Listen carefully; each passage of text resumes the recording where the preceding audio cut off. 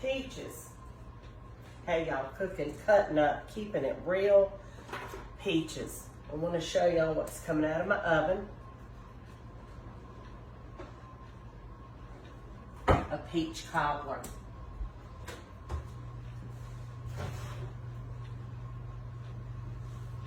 It is done. Peach cobbler, y'all. I want to show y'all how you can put together your own peach cobbler and also emphasize how easy that actually can be. I'm going to set that right there to cool. I'm going to melt a half a stick of butter.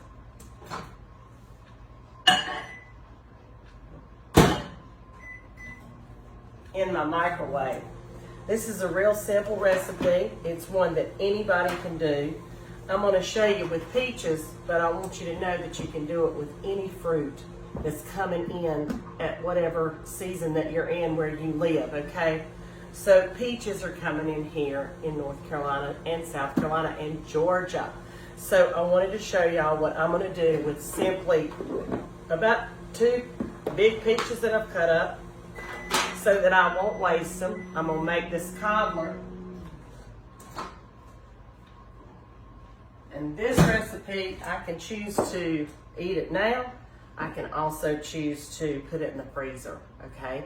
Half a stick of butter. This is like just one of those little bitty pans. So I divided the recipe in 2 so I could have 2, maybe send one to Pawpaw, maybe keep one here, maybe send one to my son, or maybe put it in the freezer. Anyway, half a stick of melted butter. Put it in the bottom of the pan. Okay, now, in a mixing bowl, you're going to need a spatula, and you're going to need a whisk, or a fork, okay? You just need half a cup self-rising flour for this one. I've got a cup measurement, but I'm going to use half a cup of self-rising flour. I'm going to use a half a cup of regular 2% milk. You can use any milk you want.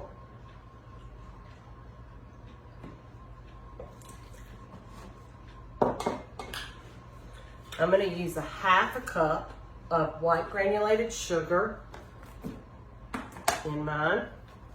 If you have pure sugar cane or some other sweetener that's a baking sweetener, feel free to use that. Now I'm just going to mix this up. So easy, y'all, but really delicious. And when you serve it to other people, they really know you love them, but they also know that it's easy. Anyway, I'm going to do just a shake of cinnamon sugar. Now you can use cinnamon, you can use cinnamon sugar, or you can use nothing to sweeten this. It's good just like it was. But I like just a little bit of cinnamon in mine. I'm going to pour this, half a cup of self-rising flour, half a cup of sugar, and a half a cup of milk right over the top of this half a stick of melted butter. Okay? Now I'm going to just kind of zhuzh mine around a little bit. But you don't have to, because when it bakes, it's going to bubble up. And the crust is going to come to the top like that one did, okay?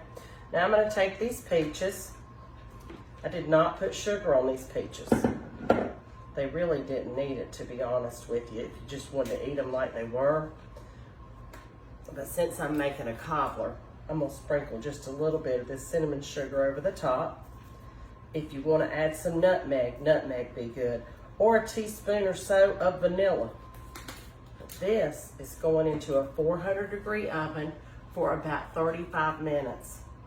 And this is what you get back out of it. Let me see if I can hold both of them.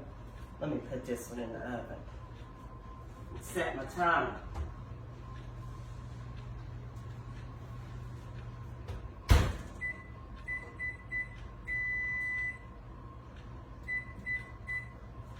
I set my timer for 35 minutes, y'all. Now everybody's oven cooks a little different, so you have to gauge that for yourself. But that Right there, my friends. Peach cobbler. Let's give it a little taste. We'll grab a clean fork. And if you want to taste it, but you still want to give it to somebody else, get it right out of the corner. They will never know the difference because a cobbler will fill back in. Don't burn your palate.